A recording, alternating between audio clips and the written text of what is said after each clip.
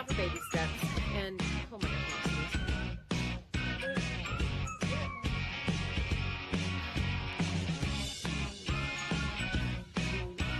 Hey guys, welcome back and welcome to 2019. We're saying goodbye to 2018, saying hello to 2019, and we're actually just over a week in 2019. And I know a lot of you have probably come up with New Year's resolutions, but I'm going to give you my top 3 reasons as to why you should throw those resolutions out the window or just never even start them to begin with.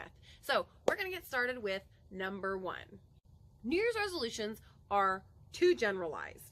And what I mean by that is, being in the fitness field, I have a lot of people coming and saying, my New Year's resolution is to lose X amount of weight, or my New Year's resolution is to eat healthier this year.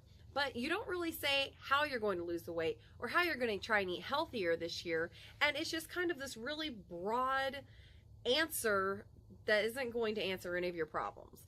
And so basically, when you say, I want to do this for your New Year's resolution, you don't have a plan inside this giant circle. It's just this giant circle and this one little tiny problem on the inside. Too generalized.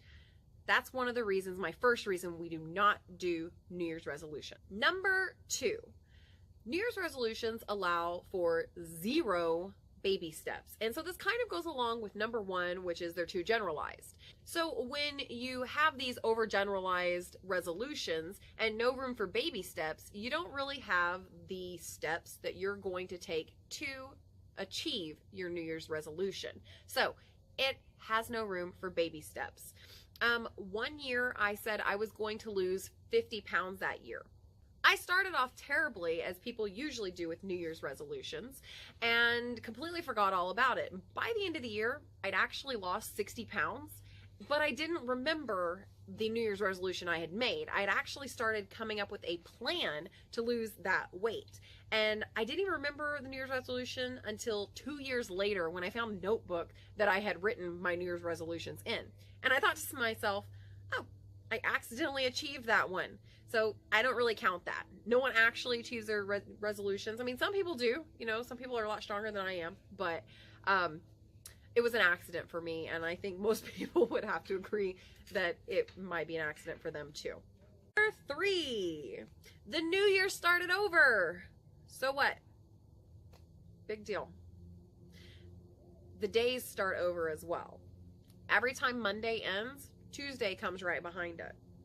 Every time one week ends, another week begins. Months also start over. So why do we always choose January 1st to change our healthy eating? We've got 365 days until the next January 1st.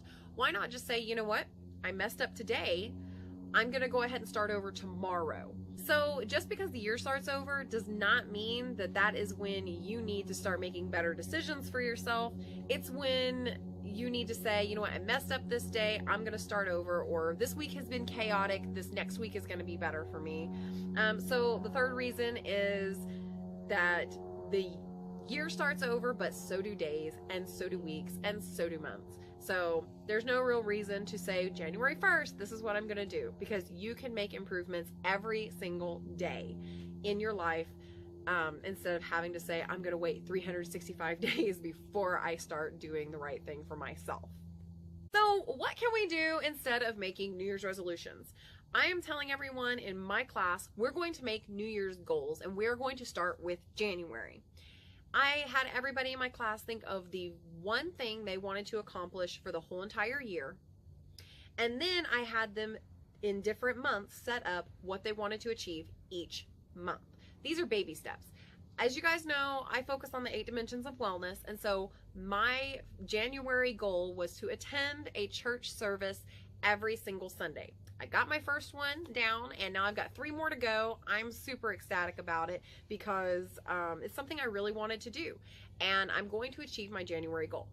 Closer to February, I'm going to start coming up with a new February goal. I mean, who knows? Maybe in the middle of January, I'll say, you know what?